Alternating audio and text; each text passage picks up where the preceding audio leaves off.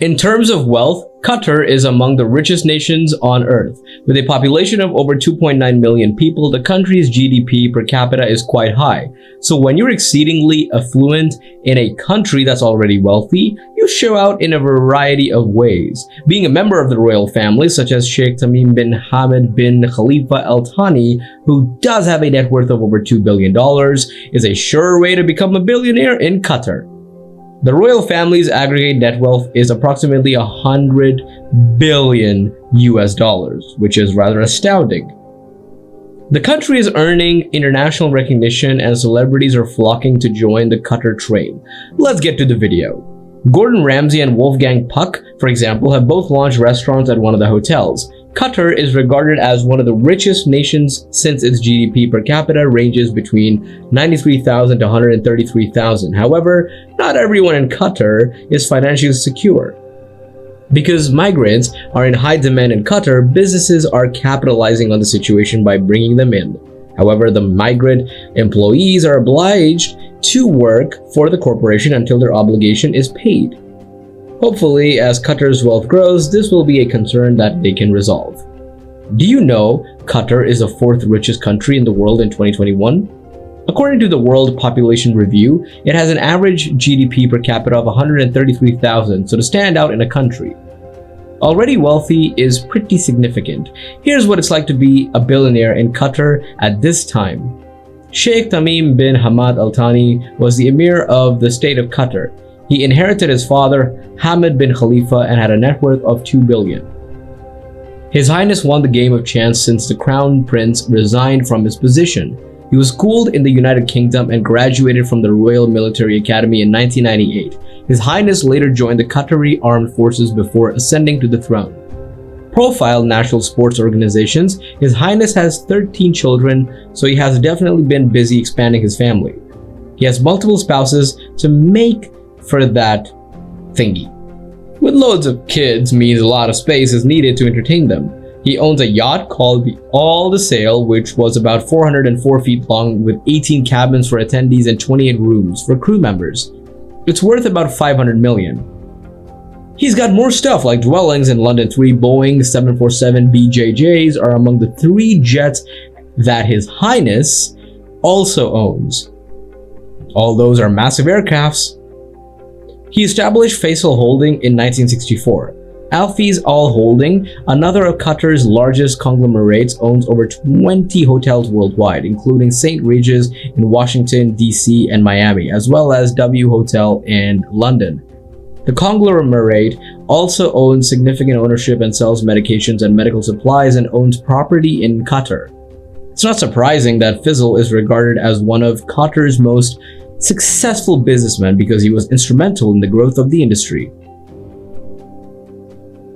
The diverse focus of bin Qasim Al Thani, yes him, a museum named after him, makes it distinct from other museums because it houses a variety of Islamic artifacts including weapons, coins and cash. Faiz acquired more than that during his years of global travel. He collected 15,000 boats and other vessels. He is supporting the community by contributing to his business and the museum known as HBJ. Hamad bin Jason bin Jaber Al Thani has a net worth of $1.3 billion as of this time the video was created.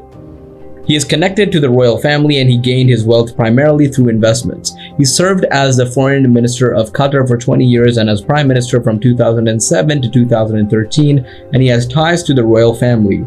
He is a royal cousin of the current Emir, and his grandfather founded contemporary Qatar in 1971. HBJ is immensely well liked in his own country and served as the official Qatar representative in the United States. Gordon Ramsay established the restaurant Opal at the St. Regis Hotel in Doha.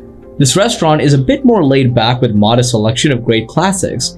As where billionaires in Qatar are living, there are lots of alternatives from townhouses to flats to penthouses and villas. He gained notoriety when he was listed in the Panama Papers, which disclosed files from the hotel. There is a villa in the neighborhood of Gardino Jewels, the pearl that is listed for sale for more than $5 million. He became well known after being mentioned in the documents disclosed in the leaked documents, which came from the Panama-based Music Funsec Law Company. According to these documents, he is the owner of the 436-foot super yacht Al Merkab, which is valued at $300 million. He enjoys a lavish lifestyle. If you were a guitar billionaire, you would definitely be living in Doha, the nation's capital, which is the perfect place for the fortunate to live in luxury and benefit from the best amenities the country has to offer. In fact, prominent chefs like Wolfgang Puck and Gordon Ramsay have opened Michelin-starred restaurants in Doha after seeing the city's potential. The Mondrian Doha now houses the famed American seafood restaurant Cut, owned by Wolfgang Puck.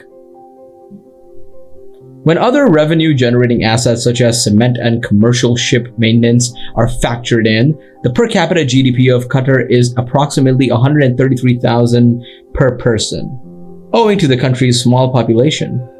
Very insignificant in comparison to the other countries, this is why it is regarded as one of the wealthiest countries in the world.